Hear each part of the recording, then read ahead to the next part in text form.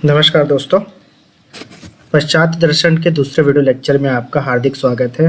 इससे पहले वाले वीडियो लेक्चर में हमने बुद्धिवाद के बारे में पढ़ा था। आज हम अनुभववाद के विषय में चर्चा करेंगे।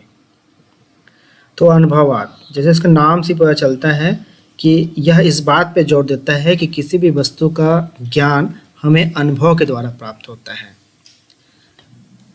हमारे मन में पहले से कोई भी चीज़ें फिट नहीं होती, जैसा कि बुद्धिवाद मानता है।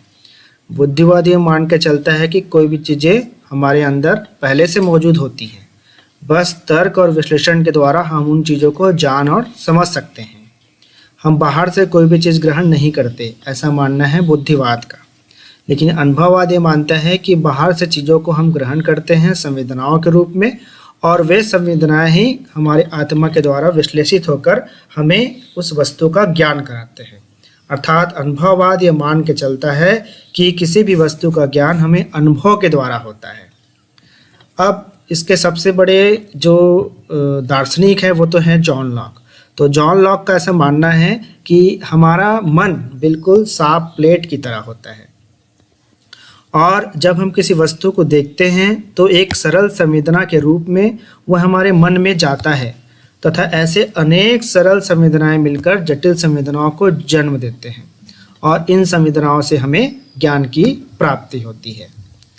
जैसे समझिए कि कोई कलम है, तो कलम के बारे में हमें ज्ञान तो होगा नहीं पहले से, लेकिन जब हम उस कलम के विभिन्न हिस्सों को देखेंगे, और वो जब विभिन्न हिस्सों को जब हम देखेंगे तो वो हमारे अंदर एक सरल प्रत्यय के रूप में शामिल होता जाएगा, और जब हम उसके विभिन्न पार्ट्स को मिलाएंगे तब हमें पता चलेगा ये कलम है। उसी तरह से सपोज मान लीजिए कि आपने कार को देखा, लेकिन कार की आकृति तुरंत आपके मन में नहीं बन जाएगी। पहले उसके टायर की आकृति बनेगी, फिर उसका और भी जो पार्ट्स होंगे कार के, उनकी आकृति एक एक करके हमारे मन के अंदर जमा होती जाएगी, और एक समय ऐसा आएगा कि हम उन सारे संवेदनाओं को एक जगह इकट्ठा करेंगे। इकट्ठा करने के बाद उसका विश्लेषण करेंगे, और विश्लेषण करने के बाद हमें पता चलेगा कि यह एक कार है। इस तरह से इसमें जॉन लॉक का ऐसा मानना है कि जब हम किसी वस्तु को देखते हैं तो उसके अंगों प्रत्यंगों की जो छाप होती है, जो आइडिया होती है, वो हमारे मन के अंदर सरल प्रत्यय के रूप में जाती है, और फिर बाद में हमारा जो मन जो होता है उसे विश्लेषित करके जटिल प्रत्यय के रूप में परिवर्तित करता है। फिर देखते हैं कि अनुभववाद जो है एक संश्लेषणात्मक होता है, अर्थात सिंथेसिस होता है।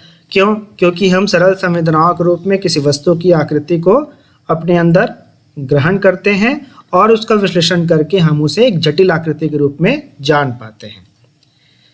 तो इसलिए ये संश्लेषणात्मक होता है। दूसरा, यह निरीक्षण पर आधारित होता है। जब हम किसी वस्तु को देखते हैं तब ये क्या होता है, हम उस वस्तु के बारे में ज्ञान प्राप्त कर सकते हैं। तो इसी तरह की चीज़ें कौन ग्रहण करता है? प्राकृतिक विज्ञान। प्राकृतिक विज्ञान भी निरीक्षण के माध्यम से, प्रयोगों के माध्यम से किसी वस्तु का ज्ञान प्राप्त करता है। इसलिए अनुभववाद प्राकृतिक विज्ञान की तरह है, नेचुरल साइंस की तरह है। जैसा न्यूटन, तो न्यूटन ने लॉ ऑफ ग्रेविटी दिया है, गुरुत्वाकर्षण का सिद्धांत दिया है। तो इसके पहले उसने क्या हुआ, वो बगीचे में बैठा हुआ था सेब के पेड़ के नीचे। जब सेब गिरा पेड़ से तो उसने देखा कि जरूर ऐसी कोई शक्ति होगी जो सेब को अपनी तरफ खींच रही है। तो इसी तरह से उसने कई वस्तुओं को उछाल कर देखा, और जितने भी वस्तुओं को उसने उछाला, सारी की सारी जो वस्तुएं थी वो उछलने के बाद फिर से नीचे पृथ्वी की तरफ आने लग गई। तो इस तरह उसने उसका नाम दिया कि भाई ये जो कोई बल होगा जो इन वस्तुओं को नीचे की तरफ खींचता होगा, उसने इस बल का नाम दिया गुरुत्वाकर्षण। तो इसलिए उसका जो निष्कर्ष था वह निरीक्षण और प्रयोग के ऊपर आधारित था। तो उसी तरह से अनुभववाद किसी भी ज्ञान को निरीक्षण और प्रयोग के द्वारा ही प्राप्त करता है, इसलिए यह प्राकृतिक विज्ञान से साम्यता रखता है। और जिस तरह से बुद्धिवादी मान के चलता है कि सभी चीज़ें हमारे अंदर होती हैं, और इसीलिए उसके माध्यम से कोई नवीन ज्ञान की प्राप्ति नहीं होती, परंतु अनुभववाद से नए ज्ञान की प्राप्ति होती है। और अनुभववाद संशयवादी है। क्यों? क्योंकि हम किसी भी वस्तु का ज्ञान तभी प्राप्त कर सकते हैं जब हम उसका निरीक्षण करें, जब हम उसका प्रयोग करें, उसे अपनी इंद्रियों से देखें या महसूस करें। अर्थात अनुभववादी जो है ज्ञान को असीम नहीं मानते, अनंत नहीं मानते, बल्कि ससीम मानते हैं।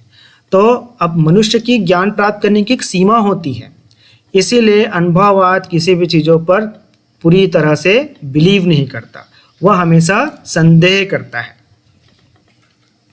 तो इस तरह से जो अनुभववाद है वह पाश्चात्य दर्शन में अत्यंत महत्वपूर्ण स्थान रखता है। इसके दो प्रमुख दार्शनिक हुए, एक हुए जॉन लॉक और एक हुए ह्यूम। तो जॉन लॉक ने जो अनुभववाद प्रारंभ किया था वो ह्यूम तक पहुँचते पहुँचते संदेहवाद में परिवर्तित हो गया। तो आज की वीडियो लेक्चर में बस इतना ही। अगले वीडियो लेक्चर में एक नए टॉपिक के साथ हम उपस्थित होंगे। तब तक के लिए धन्यवाद।